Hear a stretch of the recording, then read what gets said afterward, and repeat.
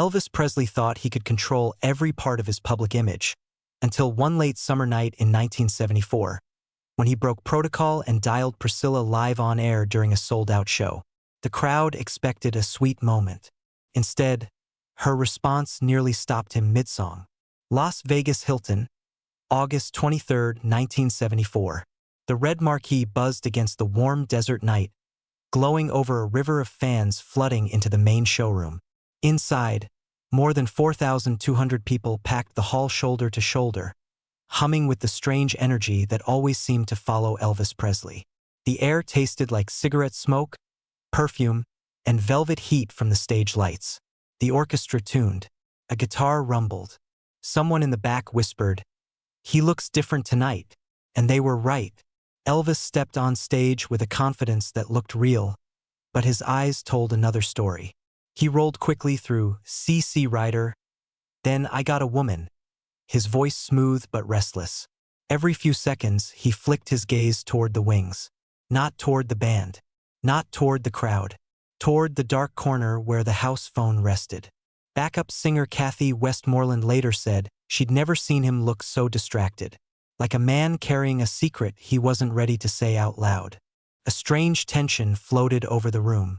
Fans felt it. The band felt it. Even the casino staff pressed deeper into the doorways. What was pulling him off balance? And what would you think if you sensed your hero was about to break? The mic crackled softly as he stepped closer. For a moment, everyone believed he was about to introduce the next song. Instead, he paused. His breathing slowed. His fingers tapped the mic stand like he was counting down to something. Then he said 8 words that sliced through the entire room. "Someone bring me the house phone. Right now." People laughed at first. They thought it was a joke. Elvis had always loved playful surprises on stage. But there was something in his voice tonight. Something unsteady. The laughter thinned. The room stiffened. A pulse of curiosity rose like a wave. Kathy exchanged a quick, worried glance with Joe Esposito, the stage manager, who hesitated in the shadows. Joe took one step forward, then stopped. He knew Elvis wasn't supposed to make personal calls on stage. Colonel Parker had forbidden it. It was one of the only rules he never broke. That made the moment even heavier. Elvis looked toward Joe again, this time with quiet urgency. Joe swallowed and nodded. The crowd murmured. The orchestra went silent. The room felt smaller, tighter, as if everyone had leaned in at once. Across the hall, a fan clutched her ticket stub, blue ink, row 12, and whispered, "Is he calling who I think he's calling?" A soft ringing echoed through the speakers as Joe patched the line to the soundboard. The ring was sharp, metallic, strange against the velvet quiet of the showroom. You could hear someone gasp near the middle rows. Why was he doing this now? What truth was he trying to reach for? Elvis lifted the phone slowly, pressing it to his ear, eyes half closed like he was bracing himself. The ringing stopped. A click, a breath, a voice, and the moment she answered, the entire room froze. "Elvis, why now?" Those were the first words Priscilla said. Soft, tense, and carried through the speakers in a way that made the entire showroom exhale at once. 1,000 heads leaned forward. 1,000 hearts tightened. It was like someone had opened a private door the world was never meant to see. Elvis stood still. No joke. No stage smile. Just a man holding a phone he was never supposed to touch. A quiet ripple moved through the orchestra pit. One of the horn players lowered his instrument slowly, watching Elvis like he'd stepped into a burning room. Even the casino floor beyond the double doors felt muted, as if the slot machines themselves were listening. The second her voice hit the speakers, Colonel Parker jolted upright from his seat near the soundboard. He shoved past guests in the aisle, waving his arms, mouthing, cut it now." But the sound tech hesitated. Everyone did, because this wasn't a show anymore. It was a confession waiting to happen. Elvis cleared his throat. "Scylla, just wanted to hear your voice." His tone was gentle, but strained. You could hear the years sitting heavy on him. The divorce, the distance, the things they never said aloud. Priscilla didn't soften. "You're on stage, Elvis. What are you doing?" Another wave rolled through the room.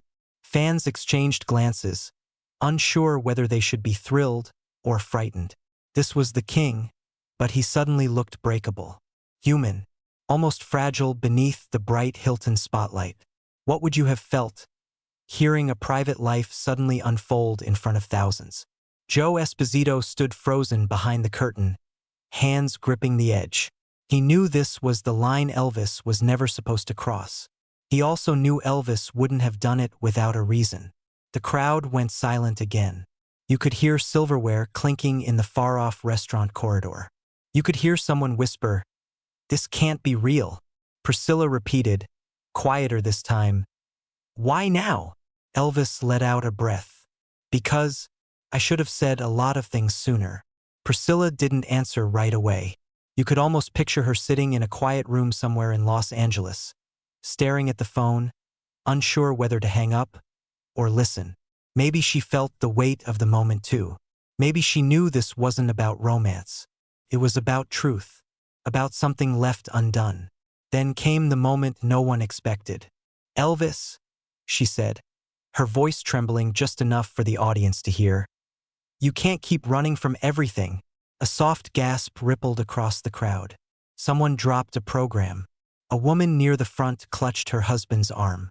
Colonel Parker reached the soundboard. He grabbed the tech's shoulder. "Shut it off right now," he hissed. But the tech didn't move, because Elvis was speaking again. "I'm not running," he said. "Not tonight." That single line hit like a spotlight snapping on. Short, raw, pattern breaking. Not tonight. Every fan in the room felt the gravity shift. They weren't watching a superstar anymore. They were watching a man trying to face something he'd avoided for too long.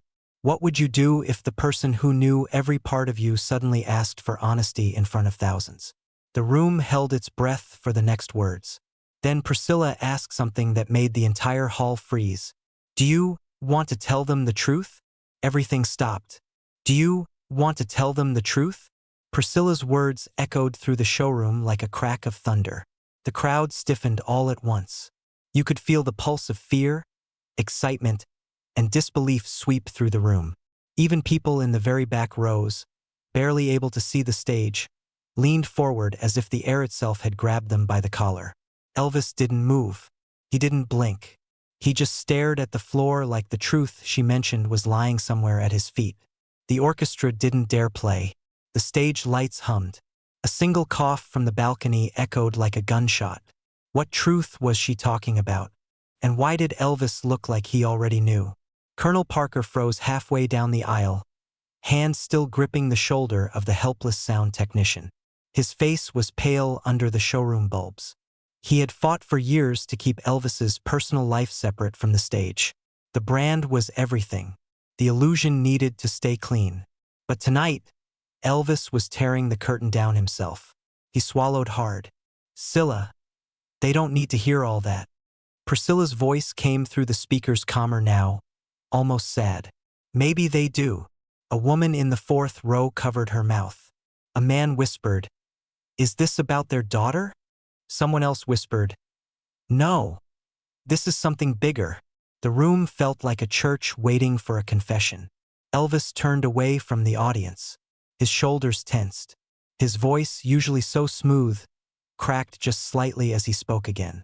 "This isn't the place." Priscilla sighed softly on the other end. "It became the place the moment you called me Elvis." The crowd shifted uneasily, the chairs creaking in the thick silence. The intensity of the moment felt too real, too raw for a Vegas showroom. People were used to rhinestones, jokes, and iconic performances. Not a broken marriage bleeding across the speakers. What would you have done if you were standing in front of thousands, holding a phone that held your past? A murmur rippled across the room as Elvis finally lifted his head. His eyes glimmered under the stage lights, and for the first time all night, he looked truly vulnerable. The king of rock and roll looked like just a man. He stepped back to the mic. "This crowd didn't come here to hear me confess," he said. A few nervous laughs broke out. Tiny, shaky, quickly swallowed. Then Priscilla answered with a line that tightened every chest in the room. "Maybe they need to know why you've been hurting." The orchestra's conductor mouthed a silent curse. He lowered his baton. He knew that whatever happened now would live forever, whether in memory, rumor, or the bootleg tapes the Hilton was so famously terrible at preventing. Elvis shook his head. Priscilla. Another pause. Another breath. Another storm building inside him. Then, out of nowhere, he said something that flipped the entire room inside out. Scylla. I never meant for things to end the way they did. The crowd gasped. People looked at each other like they were witnessing a diary page being read aloud. Even Parker stopped breathing. Priscilla's voice softened. Then say it. Say what you couldn't say when it mattered. The lights flickered faintly, just enough to feel like the whole building was holding its breath. Elvis gripped the microphone stand. His hand trembled. His throat tightened. And then another pattern breaker. I failed you. 3 words. Sharp. Heavy. Honest. The crowd froze in stunned silence. You could hear a woman in the balcony whisper, "My God!" It was no longer a concert. It was a reckoning. Elvis took a long breath, searching for the next words. But Priscilla beat him to it. Her voice came through the speakers, softer, almost trembling. Elvis, you weren't the only one hurting. A shock wave rolled through the room. He pulled the phone tighter to his ear. The band watched, stunned, waiting for the next blow. And the entire crowd leaned forward, bracing for the truth she was about to reveal. Elvis, you weren't the only one hurting. Those words hit him harder than the spotlight above his head. The crowd murmured, a low wave of confusion and empathy rolling from the front rows to the very back of the Hilton showroom. The tension was almost physical, like the walls themselves had leaned closer. Elvis closed his eyes. A pattern-breaker silence fell across the room. Just breathing, just waiting. What do you mean? He asked softly, voice trembling in the mic. Priscilla took a moment before answering.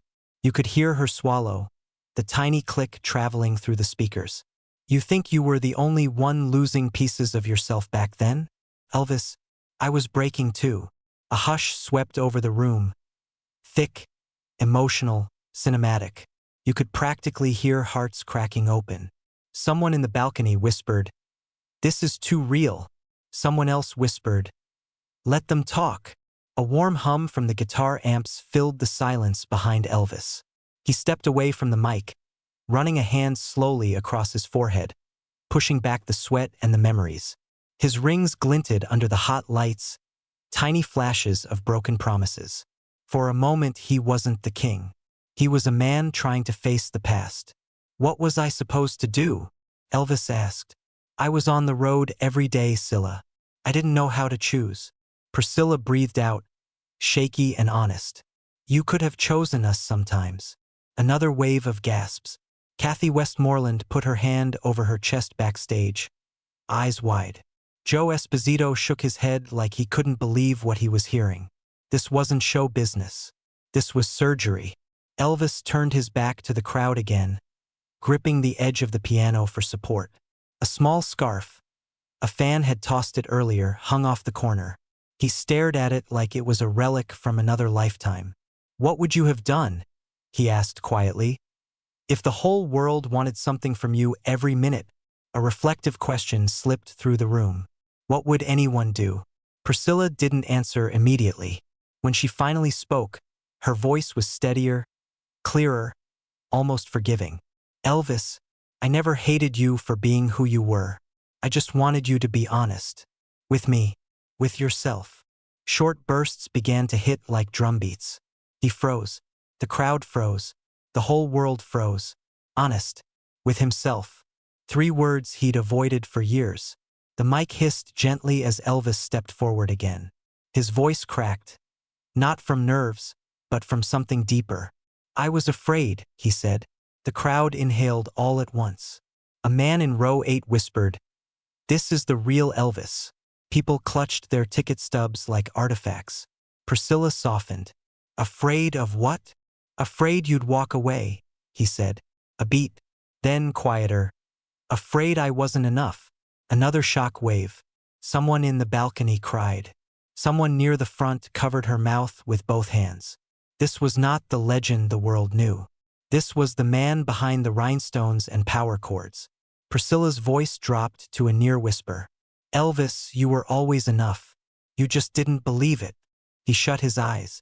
The lights blurred. The room tilted with emotion so raw it felt like a bruise spreading across the air.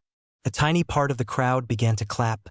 Slow, unsure, moved. But Elvis raised one hand slightly, stopping them. He breathed deeply. Scylla. I'm sorry. The room broke. A wave of emotion poured through the showroom. People weren't watching a concert anymore. They were watching two lives untangle and rethread themselves in real time. But Priscilla wasn't done. Elvis, she said softly, I forgive you, but forgiveness isn't the same as fixing things. His head tilted. The crowd stiffened. What do you mean? He asked. She took a long, trembling breath. Elvis, if you really want to make things right, then you have to start with her. Every heartbeat in the room tripped. Her. Lisa Marie. Elvis's eyes widened, shimmering in the spotlight. Priscilla continued, voice shaking only slightly. She needs her father, not her superstar. The crowd reacted like a wave hitting stone. Sharp gasps, hands covering faces, chairs shifting.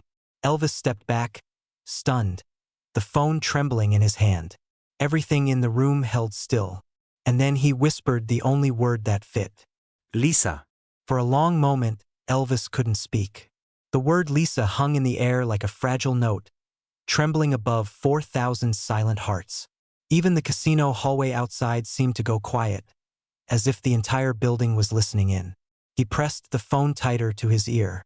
How is she? He asked softly. Priscilla hesitated. You could hear her steady her breath before she answered.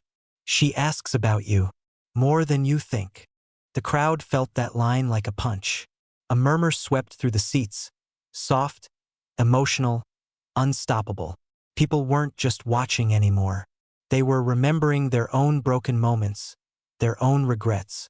Elvis blinked hard. The stage lights shimmered through a thin film of tears.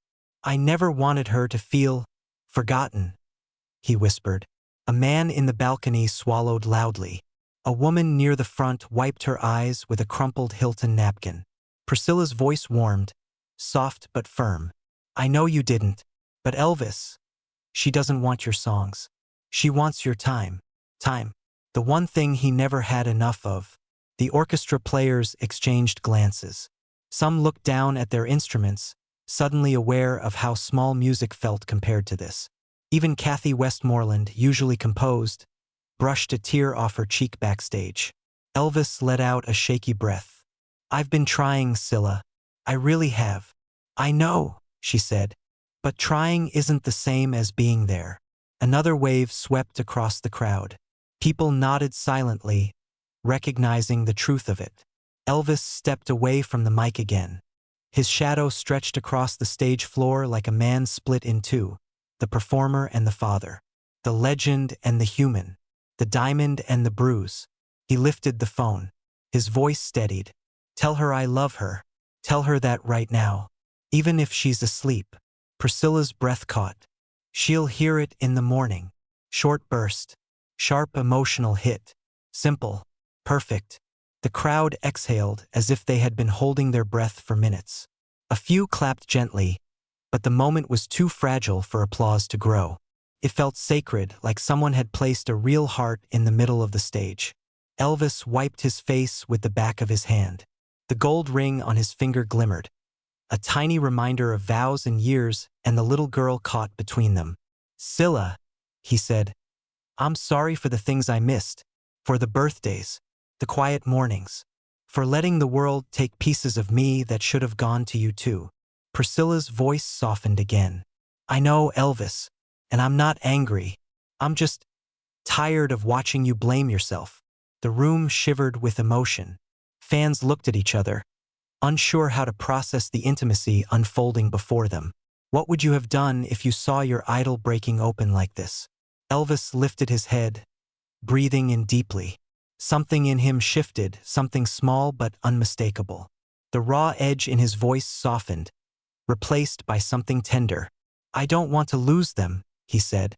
Not both of my girls. Priscilla responded almost instantly. You haven't lost us, Elvis. You just have to choose differently now. Choose differently. Two words that hit like thunder. The guitarist backstage whispered, I think this is the moment he'll remember for the rest of his life. Elvis stepped toward the audience again, not to perform, but to stand in the truth he'd avoided for years. He whispered one more line, barely audible, but the mic caught it. I want to do better. The crowd didn't cheer. They didn't scream. They simply sat in a heavy, collective silence, the kind reserved for miracles and heartbreak alike. Priscilla spoke one more time. Her voice was warm, honest, filled with something close to hope. Elvis, then start tomorrow.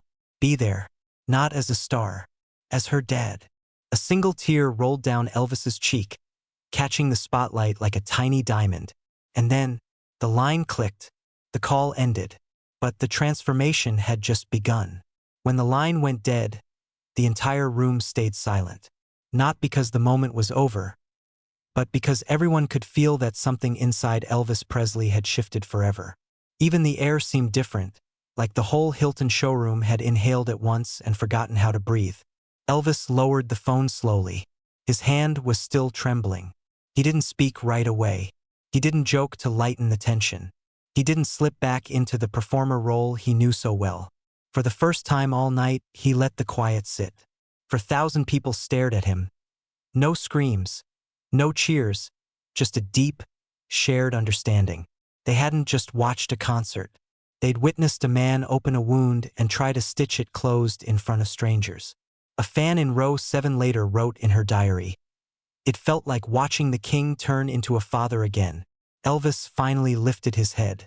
We all make mistakes, he said. But if you get the chance to make something right, take it. Simple, human, undeniably real. The crowd rose to their feet slowly, an ovation not of excitement, but of respect. A warm, trembling wave of applause rolled across the room, echoing against the gold walls of the Hilton showroom. Backstage, Joe Esposito wiped his face with his sleeve. Kathy Westmoreland squeezed his arm. Even Colonel Parker stood frozen, unsure whether to be furious or grateful. Because deep down he knew something true. That call had changed Elvis.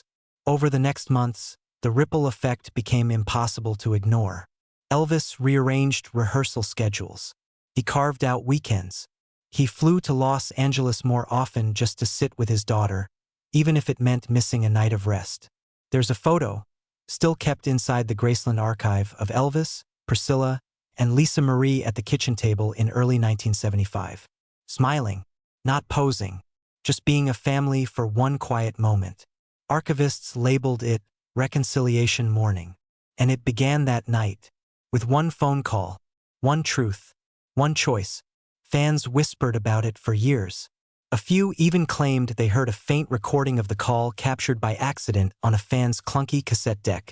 A bootleg labeled in blue marker, The Night He Called Her. Whether real or rumor, the story spread like wildfire. Through fan clubs in Memphis, through collectors in Nashville, through whispered conversations in Vegas lounges. By the 1980s, a small plaque appeared inside a quiet hallway at Graceland, inscribed with just 3 words, For the Healing. Visitors still ask what it means. Some say it refers to Elvis's bond with his daughter. Others believe it marks the beginning of his final attempt to reclaim his personal life. But those who know the old stories, the ones told by aging fans and former crew members, always point to that Hilton night. Because that was the shift, the break, the repair. A moment when a legend stopped performing and started confessing.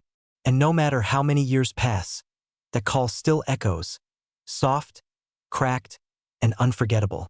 But there is one lingering question fans still debate today. Was that night enough? Years later, people would look back at that night at the Las Vegas Hilton and call it many things. A mistake, a miracle, a moment of weakness, a moment of truth. But for those who sat in that glowing, smoke-filled showroom on August 23, 1974, it felt like something simpler. A man finally stopping long enough to face himself. Elvis stood there after the applause faded, staring out across a sea of quiet faces.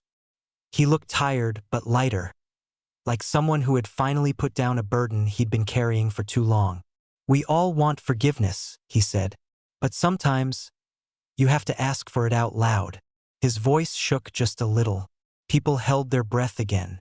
He stepped away from the mic, letting the band retune, letting the room settle. But the energy wasn't the same. It wasn't flashy or electric. It was gentle, soft, human, the kind of mood that makes strangers feel close for no reason other than shared truth. What would you have done if you were standing there, the whole world watching your heart unfold? Elvis picked up the scarf lying on the piano, white, with a splash of sweat from the heat of the lights. He held it for a moment, staring at it the way a person stares at an old photograph. Then he placed it carefully on the piano lid, like he was leaving a part of himself behind. A small shift, a small surrender, but meaningful. When he returned to the mic, his voice was steadier. "If you've got someone you miss, call them," he said. "Don't wait for the right time. Just call." Simple, soft, true. The crowd broke into gentle applause again. Less forceful this time, more like a warm tide rising against the shore. That night didn't fix everything. It didn't erase mistakes. It didn't rewrite the past. But it did something most people never get. It gave Elvis a moment of honesty with someone who mattered, and a chance to start again, even if only a little. And long after the neon lights dimmed and the recordings faded, fans kept the story alive. Whispered in fan clubs, passed down in family stories, etched into a quiet plaque at Graceland. Because the truth is this: legends shine on stage. Humans shine when they're honest. And on that rare night in 1974, Elvis Presley became both. If this story moved you, share it with someone who might need a reminder that it's never too late to reach out. And if you remember the era, Elvis, the Hilton shows, the rumor of that bootleg tape, tell us your memory below. Someone out there will feel less alone because of it.